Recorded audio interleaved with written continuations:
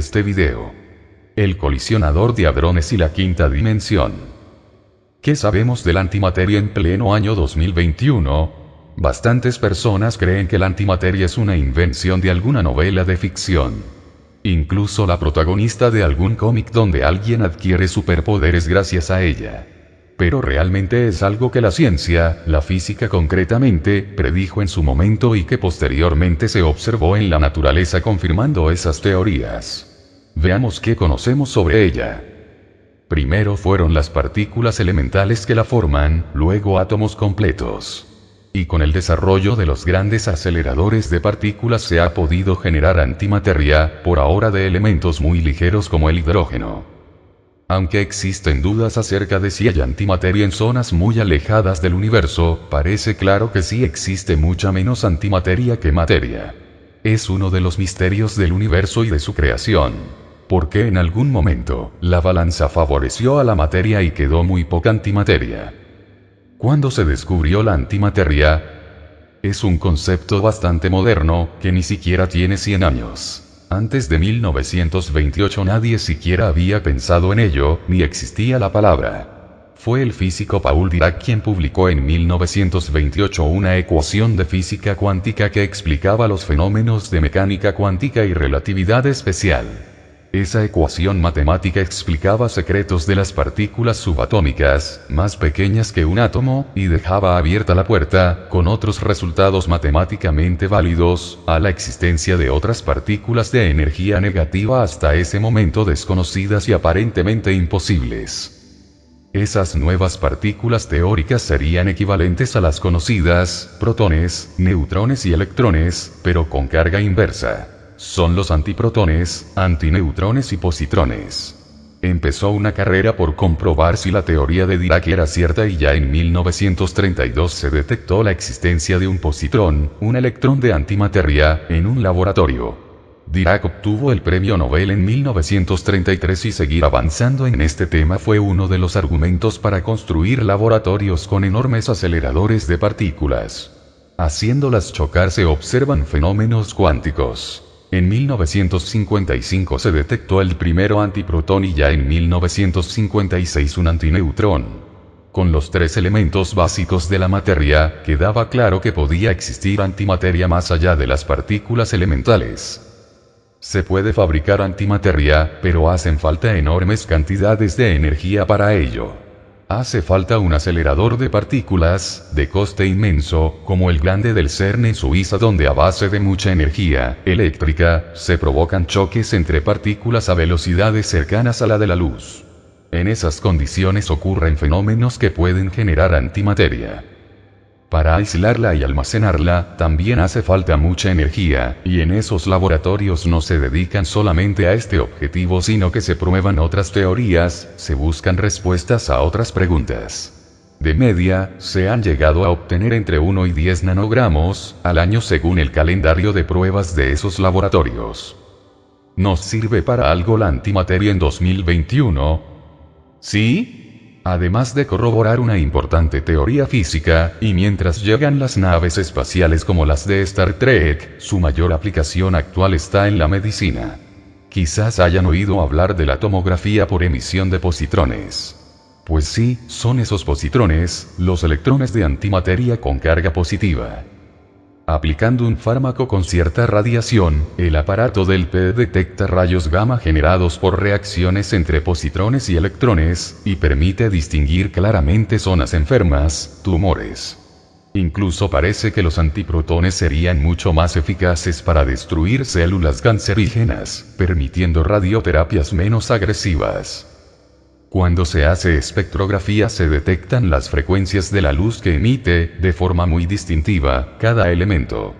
Es tan único que sirve de auténtica huella dactilar para saber si un puñado de tierra, el aceite de un motor usado, o la atmósfera de un lejano planeta, contiene determinados elementos químicos. Lo consiguieron hacer con antihidrógeno y, el resultado es que tiene el mismo color que el hidrógeno. La antimateria es algo que seguimos estudiando porque aún hay aspectos que no entendemos de su interacción y existencia, pero en el CERN suelen ir siempre un paso más adelante y están ya viendo cómo construir lo que sería un transportín de antimateria, por así decirlo. En realidad, se trata de un diseño realizado dentro de la iniciativa base en el CERN, con el que proponen una estructura para transportar antipartículas.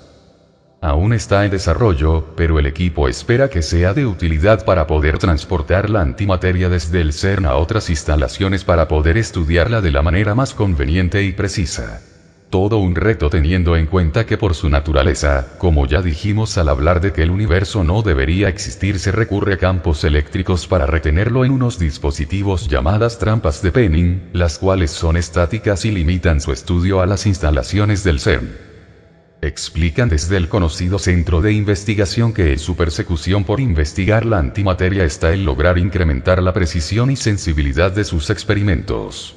De hecho, a finales de septiembre os contábamos cómo desde el CERN decían tener listo su arsenal tecnológico para explicar fenómenos cuánticos y desarrollar aplicaciones prácticas para esta tecnología, y así no quedarse fuera de la segunda revolución cuántica. De ahí la idea de desarrollar el Phase Step, una estructura pensada para transportar antiprotones y poder medir sus interacciones en un ambiente de calma magnética. Una manera de poder escapar a las fluctuaciones del campo magnético que limitan las mediciones dentro del desacelerador de antimateria, del CERN. El diseño del transportín de hecho incluye dos trampas de Penning, una para el vacío y la otra para contener los antiprotones, pero se añade un imán superconductor de 1 Tesla, y un sistema de refrigeración alimentado de helio. De esta manera, esperan que aguante sin necesidad de energía eléctrica para la refrigeración durante horas. Según ellos, es un sistema compacto. Tan compacto que pesa 1 tonelada, pero hay que tener en cuenta de qué hablamos y de que se trataría de una estructura de 1,9x 0,8x 1,6 metros, que en realidad no es tan grande como se podría pensar y sobre todo que podrá transportarse en un pequeño camión. Básicamente el reto se basa en crear trampas de Penning transportables con las que poder transferir antiprotones de baja carga energética a un segundo sistema, con el precedente de que ya se ha logrado con una trampa normal un almacenamiento de protones de hasta 400 días. Por ahora están fabricando y probando las partes del sistema de vacío y del sistema de refrigeración en la Universidad de Mainz, Alemania, esperando que el superimán esté listo en 2022 junto con el resto de la estructura. Esta es la información oficial que se entrega respecto de las funciones y labores que ejerce el CERN. En forma paralela, se comienza a hablar de portales dimensionales, y de cómo este centro de investigaciones puede tener injerencia en la apertura de tales portales. Un equipo de investigadores del Laboratorio Nacional de Oak Ridge, Tennessee, Estados Unidos, en el año 2019 pudieron, por primera vez en la historia humana, abrir un portal hacia una dimensión paralela. Así lo afirmó la líder del equipo y física Lea Broussard a la cadena NBC. Los científicos están avanzando en la construcción del equipo necesario para explicar los resultados anómalos obtenidos por físicos de partículas en los años 90, cuando midieron el tiempo que tardaban las partículas de neutrones en descomponerse en protones una vez se eliminaban del núcleo de un átomo. En aquel momento, según recoge el diario The Independent, los científicos vieron que los neutrones se descomponían a diferentes velocidades, en lugar de al mismo tiempo, tal y como había esperado. Para probar la existencia de un universo paralelo, el experimento que realizaron el año 2019, consistió en disparar a través de un túnel de 15 metros un haz de neutrones que tuvo que atravesar un potente imán para llegar hasta una pared impenetrable. Al otro lado de la misma se instaló un detector de neutrones que, en condiciones normales no debería detectar nada. Pero, si por el contrario sí detecta los neutrones, la teoría de estos físicos estadounidenses es que los neutrones lanzados habrían atravesado la pared oscilando en un mundo espejo, lo cual sería la primera prueba de la historia de la existencia de una dimensión paralela. ¿Cómo descubrir la misteriosa quinta dimensión?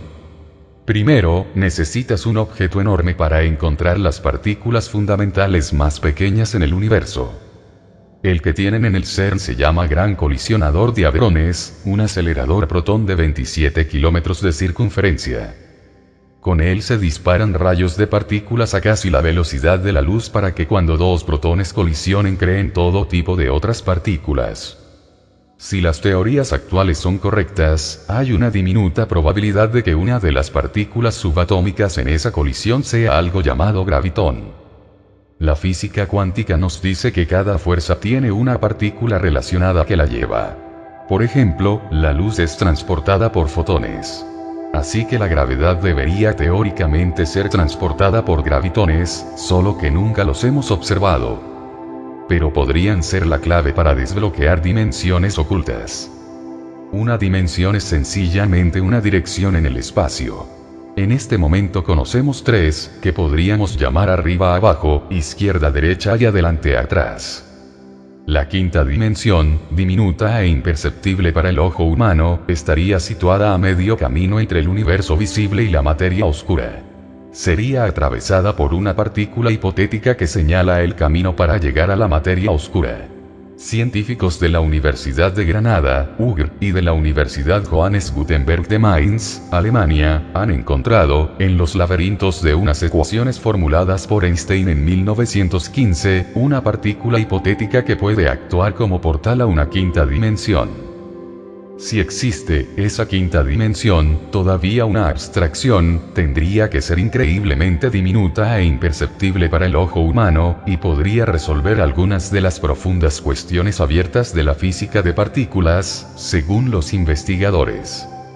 Según la investigación, publicada en la revista European Physical, se presenta un modelo del universo con una quinta dimensión que puede ser atravesada por partículas, a través de la cual entrarían y saldrían los fermiones, provocando los misterios que rodean a su comportamiento cuando los detectamos desde un universo de 4 dimensiones, incluido el tiempo. Los investigadores han podido atisbar esta posible explicación a través de las así llamadas ecuaciones de campo de Einstein, que relacionan la presencia de la materia con la curvatura del espacio-tiempo.